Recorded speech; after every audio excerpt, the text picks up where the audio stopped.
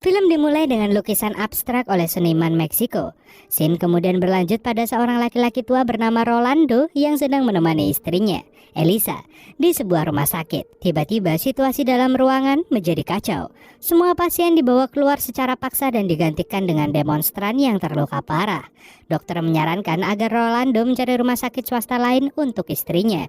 Tetapi biayanya sekitar 200.000 peso, yang merupakan jumlah yang sangat besar. Sementara di sisi lain, pesta pasca pernikahan Mariane dan suaminya diadakan di sebuah rumah mewah. Semua tamu menghadiri pesta dan bersenang-senang tanpa peduli dengan hal-hal yang terjadi di kota. Gadis berbaju merah ini merupakan putri dari Ivan, seorang yang berpengaruh di pemerintahan. Mariane memberikan hadiah yang diberikan oleh para tamu kepada ibunya dan dia membawakannya ke brankas. Orang kaya sebenarnya menyadari pemberontakan yang terjadi saat air berubah menjadi hijau. Tetapi mereka nggak peduli. Merasa nggak aman, sang ibu memerintahkan kepala pelayan rumah, Marta, untuk mencari cat hijau juga. Beberapa saat kemudian, seorang pejabat senior pemerintah yang berkuasa bernama Victor tiba di pesta itu dan dia mendiskusikan perihal tanah dengan mereka.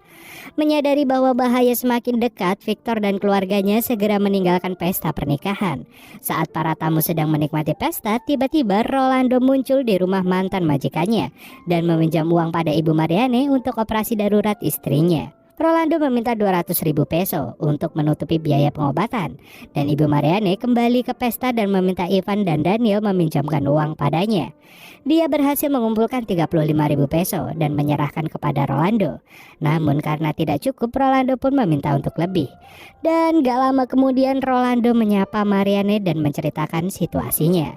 Daniel pun mendekati Rolando dan memberi sejumlah uang dan kemudian mengusirnya dari sana.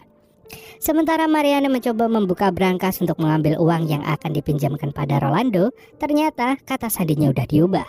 Dia mendekati anggota keluarga yang lain tetapi tidak ada yang mau membantu. Karena emosi, Mariane pun membawa kartu kreditnya sendiri dan menuju ke pintu masuk mansion. Tetapi Rolando sudah pergi. Kemudian Mariane mengajak sopirnya, Christian, untuk diam-diam pergi menuju rumah sakit. Tapi sayangnya semua jalan telah diblokir oleh polisi untuk mengantisipasi serangan yang datang, dan mereka dipaksa untuk kembali. Seorang pria di radio menyiarkan bahwa para pengunjuk rasa telah mengambil alih jalanan, tetapi masih belum ada tanggapan dari pihak berwenang. Kembali ke mansion, para pengunjuk rasa telah menerobos masuk ke dalam rumah.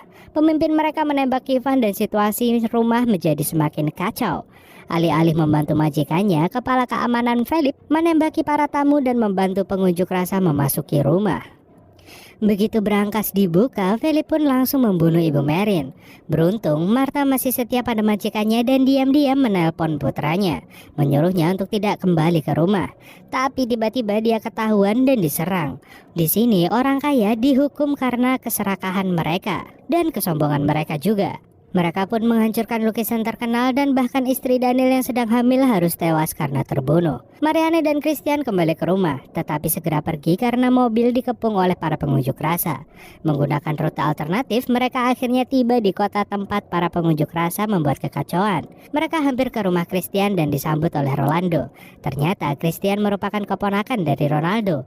Christian juga mencoba menghubungi pihak berwenang tetapi saluran telepon mati. Mariane pun berjanji pada Elisa bahwa dia akan membawanya ke rumah sakit. Malamnya, Marta terbangun dan menemukan bahwa mansion itu udah hancur. Dia berjalan pulang, sementara kekacauan masih berlangsung. Dan keesokan harinya, Ivan membawanya ke rumah sakit dan semuanya sekarang terkendali di mansion.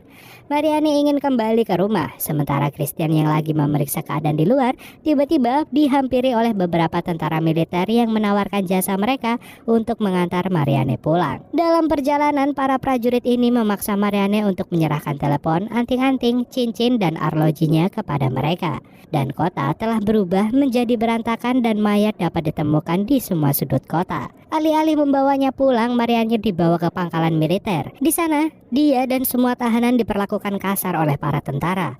Mereka sengaja diculik dan kebanyakan dari mereka adalah kerabat orang kaya dan politisi berpengaruh di kota itu. Masing-masing diperintahkan untuk menuliskan informasi pribadi dan kontak yang nantinya akan digunakan untuk pemerasan. Malamnya semua wanita dibangunkan dan dipaksa untuk memuaskan keinginan para prajurit. Walalala. Dan di sisi lain, Daniel sangat terpukul ketika diminta untuk menyelesaikan administrasi pemakaman istri dan ibunya. Daniel dan mertuanya mendekati Victor yang setuju untuk membantu menemukan Marianne dan memperkenalkan Jenderal Oribe kepada mereka. Keesokan harinya, pemakaman untuk anggota keluarga yang hilang diadakan. Setelah pemakaman, Ivan keluar dari rumah sakit dan melanjutkan perawatan medis di rumahnya.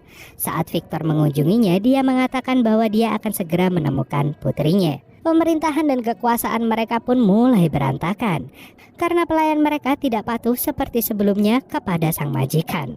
Kembali ke pangkalan militer, tentara sengaja merekam video para tahanan yang memohon untuk dibebaskan untuk dikirimkan ke kerabat atau keluarga mereka dengan menuntut uang tebusan yang sangat besar. Pada titik ini, militer sudah memiliki kendali penuh atas warga dan mereka semua dipaksa untuk mematuhinya. Khawatir dengan kondisi istrinya, Rolando keluar dan meminta izin kepada para prajurit untuk melintasi perbatasan untuk mencari dokter. Namun mereka mengabaikan permintaannya dan langsung membunuhnya. Aduh. Kemudian Sin menunjukkan bahwa Elisa sudah meninggal karena sakit dan tanpa pengobatan apapun. Keduanya akhirnya beristirahat dengan tenang. Suami Marianne menerima rekaman dari para napi yang berlutut untuk 1 juta biaya pembebasan. Seketika mereka mendatangi Victor dan komandan menunjukkan video pemerasan itu. Dan para penculik Marianne mengetahui bahwa mereka hanya akan menerima sekitar 200.000 peso dari pemimpinnya. Karena tidak puas dengan bagiannya, akhirnya mereka mendatangi Christian dan mendesaknya untuk memberikan 800.000 peso jika tidak ingin melihat Marianne mati. Dan keesokan harinya, Christian dan Martha mendatangi rumah Marianne untuk menyampaikan ancaman ke para penculik. Akhirnya Ivan setuju dengan biaya pelepasan 800.000 peso dan Daniel memberikan uang itu kepada Christian. Mereka kemudian kembali ke rumah dan menyerahkan uang tunai kepada para penculik. Namun tentara serakah menyatakan bahwa 800.000 peso hanyalah uang muka dan mereka akan datang lagi untuk mengumpulkan 1 juta peso yang lain. Kembali ke pangkalan militer, tahanan nomor 3 dibebaskan karena keluarganya membayar uang tebusan. Namun saat dia keluar sel, dia langsung ditembak mati.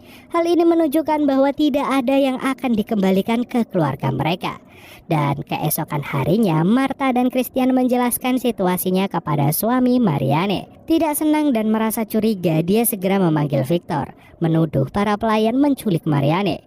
Akibatnya, 2 penculik yang lainnya ditangkap polisi. Setelah itu, Marianne dibawa pergi ke pangkalan militer oleh komandan, sementara yang lain dieliminasi satu persatu. Dia berpikir bahwa dia aman dan telah diselamatkan oleh komandan.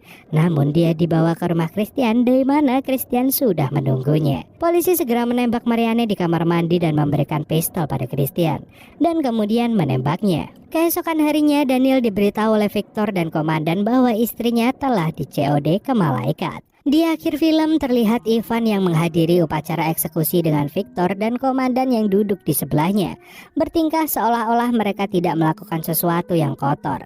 Dan di sana Martha yang menjadi korban kekejaman kelas atas ditutup wajahnya dan dieksekusi. Dan sejak itu orde baru di bawah komando militer telah terbentuk dan orang-orang yang tidak memiliki hak tidak memiliki pilihan selain mematuhinya.